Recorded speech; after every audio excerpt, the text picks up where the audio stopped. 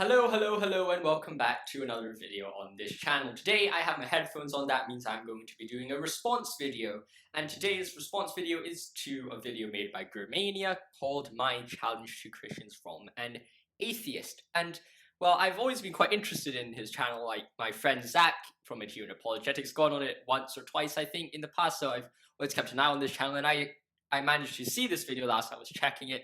And I'm not subscribed to him. That doesn't look too good, but well, yeah, I thought I'd check it out. That may as well subscribe to him now. But you know, without further ado, let's get into the video. So essentially, I've watched it once, made some notes about it here. Essentially, it's an argument about free will suffering in heaven. So let's see how it goes. I know it's not generally directed to me. It's meant to be directed against red pen logic. What do you mean? I'm an apologetic practicing 100 other people, but why not? Just let's go for it. With that out of the way, I would like to challenge you Christians with something. According to Christianity, the reason for suffering and death on earth is because of man practicing their free will to sin, as in the story of Adam and Eve. So let's stop it right there. I think here we see that it's a very literalistic approach to the Bible. And it's not, I'm not saying literalistic approach is wrong or anything. That's not my aim of the discussion today. But I think that we have to just bear in mind that a literalistic approach to reading the Bible is only one of the many different ways to go around reading about the Bible or understanding Christianity. And I know he grew up as a fundamentalist young earth creationist. So maybe he views that all Christians have to be young earth creationists or something like that, or that it's all based very literally or dependent on a literalistic approach to Adam and Eve. But I don't think it needs to be that way. And as a result, I would say that perhaps, or not even just perhaps, but there's other ways we can go around it which would solve the problem. For example, you could say it's a metaphor, and the idea that all sin just came from Adam and Eve is not a literalistic interpretation. That means the suffering, the pain in this world is not a direct result of Adam and Eve, but those things were just a metaphor to describe the human predicament, to describe that, well, humans are sinful by nature, and that was just the Adam and Eve story was just a metaphor. So that's just a quick thing to point out. You do not have to follow a literalistic Adam and Eve interpretation of the Bible. So I hope that helps. And once again, I want to note that I'm not going to go into detail about whether literalistic, fundamentalist, or whatever approach is good. I'm just trying to provide all the different responses here. And before I continue watching the video, I want to just make it very quick, that, well, the story of Adam and Eve is very different from the original sin, because the idea that, and I think that it's very clear to make sure that we do not equivocate between free will to sin and the original sin. I think that might just be one thing to bear in mind as we continue watching this video. So I would like to propose the following. Free will to sin exists on earth. Practicing free will to sin is the reason for all the suffering on earth. Therefore, a place without free will to choose to sin would be without suffering. So I'll respond to that very quickly. Let me make my face a bit bigger. I think I can make myself a bit bigger. Yeah, I do look a bit bigger now because I'm using OBS right now to record this, so this should make it a bit better. So he says, free will to sin exists on earth. We can grant that premise. Of course, you could say, well, there's some predestination, no, or fatalistic interpretations of free will. I think that the best way to go around is just to grant free will exists on earth, because I think free will exists. Although I'm a Molinist, I do think free will exists, and there's nothing too much to discuss about free will to sin, because I think we could grant this premise. Then he says, well, practicing free will to sin is the reason for all the suffering on earth. And I think there's a hidden assumption here. And this hidden assumption is that free will is the only reason for all the suffering on this earth. And I don't think you need to grant this, because you could very clearly just respond with natural disasters, and that natural disasters aren't caused by free will. And of course, there's some theodicies which suggest that supernatural beings are the result of free will, or supernatural beings cause natural disasters, but I don't think that's the only way you need to go around doing it. You could say, well, natural disasters, things like avalanches, are a result of things like earthquakes, or avalanches are a result of, of course, avalanches is a result of gravity and things like that, and these things are just the way the universe works and does not need to be restricted to the free will of humans. And of course, he's going to say, well, in the Adam and Eve story, all suffering in this world is a result of the free will or the free choices of man. And of course, there's also a lot of differences within the interpretation of that. Some people would say, well, just that God's curse on Adam and Eve is actually the first time death and sin entered the world. And other people would say, well, well, Satan kind of fell or fallen before the garden, so it seems like there was some sin on earth before that. So there's lots of different interpretations here. But so we see one situation where this premise fails, in that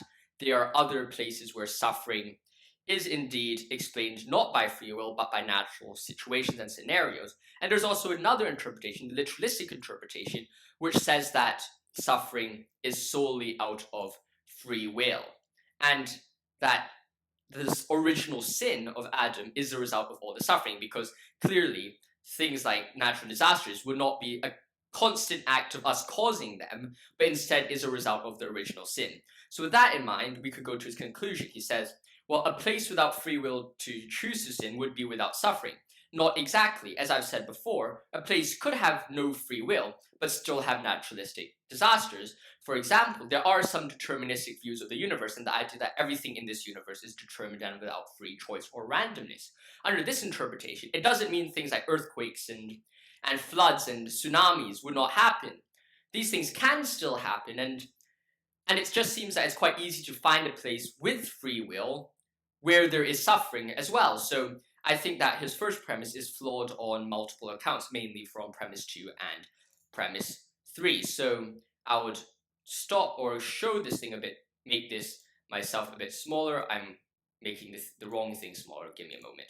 Logitech, make this smaller. Yep, I'm making myself smaller again, and this. Okay, I should make myself a bit more smaller, and this works. So let's continue. If the above is true, so is the following. Free will to sin exists in heaven. Free will to sin is the reason for all the suffering on earth. Therefore, heaven suffers the same consequences as earth. So he said, if the following above, or if the things above is true, as we've developed, the things above his first argument is not true, but let us further discuss his second argument. He says, free will to sin exists in heaven. This is a very controversial premise, but I would grant it as well, because I do think free will to sin exists in heaven, and a good example of this would be Lucifer and the fall, which he does discuss in the next video. But essentially, you can have free will to sin in heaven from Lucifer, and also just, I think that when there's free will, there's always an ability to choose sin, which is to rebel against God. And since that is one possible world, there is indeed free will to sin existing in heaven. And then his second argument as well, free will to sin is the reason for all the suffering on earth. As we've said before, free will to sin is not the only reason for all the suffering on earth. There can be other things like natural disasters, which are the problem. And of course, let us take the literalistic interpretation and say, and then change free will to sin with original sin is the reason for all the suffering on earth. And as you can see, if it is original sin being the reason for all suffering on earth, it follows the conclusion that therefore humans suffer, or therefore heaven suffers the same consequences as earth, doesn't follow. And the reason for this is, since it's not human free will to sin which causes all the suffering, or constantly causes action in the world, but indeed the original sin of humans which causes all the suffering in this world. And in this state of, on this worldview, on original sin, one could just get out to this argument by saying, well, original sin did not happen in heaven. And what I mean by this is not that there wasn't an original sin in heaven, because there was sin in heaven, but in the sense of original sin as the theological idea of original sin, that God cursed man or punished man and said, well, you guys would suffer for the rest of the existence on this world, or you would suffer for an indefinite period of time.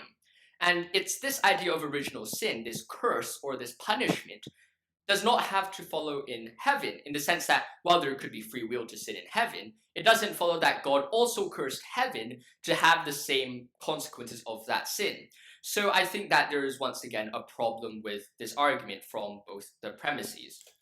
If the response is there's no sin in heaven, then how can there be free will in heaven?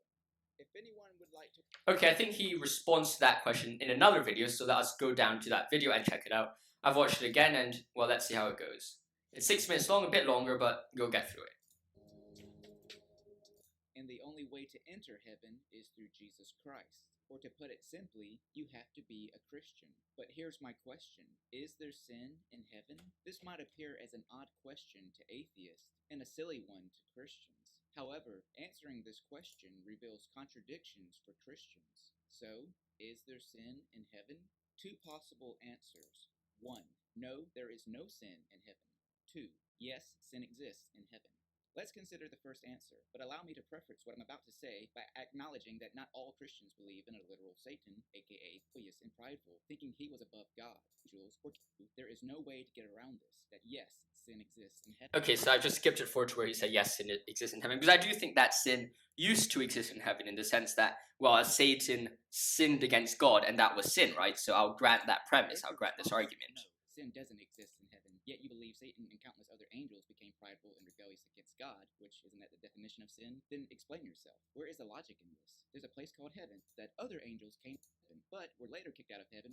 Beings created by and living in the very literal presence of God can sin, yet humans for some reason that angels, beings created by and living in the very literal presence of God can sin, yet humans for some reason cannot? If the answer is no, the souls in heaven can no longer sin, then there can clearly be no free will in heaven. Free will. Okay, so I think that is the crux of his argument, and let's go back to where that slide is. Okay, so he says that if the answer is no, the souls in heaven can no longer sin, then there can clearly be no free will in heaven. Well, I find that we can dispute this premise and say, well, you could have another interpretation of sin, and this other interpretation of sin, instead of saying, well, sin is just you have the free will to choose to act with sin, and you have the free will to choose to do good and have them as equal opportunities or equal choices. You can see sin as a temptation. When you're choosing sin, that is a temptation of sin. Like, I am being tempted to do evil acts, and as a result of that temptation, I am sinning. So there's a relationship between temptation to you and the sin that you carry out. Okay, so if we have the idea, or if this idea of sin is granted, and I think on my theism or on Christianity, this is the idea of sin, then we could ask, well, you can have someone with free will, but also have the strength to overcome all temptation. And the answer to this would be, well, one can enter heaven if and only if they can not fall into temptation. This is saying, well, man can sin, yes, but man's sin is a result of temptation. If someone can be tempted or successfully fall to temptation, then they can't go into heaven. So, and those who can resist temptation and can successfully not sin or not choose to sin or fall into temptation, then they can go into heaven. And as a result, I think this problem fades because, of course, they have free will. They have free will to choose evil or free will to choose good. But then evil is a result of temptation. But since they cannot be overcome by the temptation and they have the power to constantly defeat this temptation, then it follows quite simply that, well, there is indeed, you can go into heaven freely without being falling to sin, because you would be tempted, and that's where the free will comes from, but you would not choose it because you're strong enough to overcome it. No free will in heaven. Free will is a topic I've already covered in my other video, but I'll touch on it briefly here. According to Christianity, the reason there is so much death, chaos, cruelty, sickness, and disease in this world... Okay, so I think he just goes on and just discusses, basically, he just goes over what he discussed in the other video that we watched about the story of Adam and Eve and things like that. So I think that the only response to this, or at least the one I could think of right now, is, well, then why didn't God just create humans to have the strength to resist temptation at the get-go? But, well, I don't think that's necessarily true. I mean, God can have his reasons to choose not to give people all the power to defeat Satan or defeat the temptations, and let them have the choice to experience all sets of opportunities or all sets of existences. They could physically experience a place where they have temptation, and they could also, through their actions on this world, choose to follow Christ, and through that transcend to an extra self, or to a better self, in the sense that they can no longer do such sin. And then you could say, well, you say one enters heaven if and only if they do not fall into temptation. Well, clearly Satan fell into temptation. Well, I think there's a very clear discussion about this semantics here, or the words used here. In the Bible, we see that there's a new heaven and a new earth in Revelation. So we have an idea of God destroying or getting rid of the old order of things and renewing a new order of things. Let me make my screen a bit bigger here. So essentially, with this idea that God is going to make a new order of things, what we do see is that, well, the old order of things, Satan could have chosen to do sin in heaven because he was already there. He doesn't enter heaven. He was first in heaven, and in heaven he chose to sin, and then he left heaven. He got kicked out of heaven, right? And then all these sinning angels, or became fallen angels, then were kicked out of heaven. And that is when the clause or this biconditional statement applies, because now they can't return to heaven because now there's no entrance, because they can no longer they can fall into temptation and do more sin. So it seems that it doesn't apply to pre-existing creatures in heaven like Lucifer and other saints and other angels. So I think that this gives quite a good summary of all of the arguments that Gur raises in this channel. I'll comment this on the bottom of his video so you can go check it out. If you want to respond to this, feel free to do so. Have a great day. Like always, stay safe. God bless.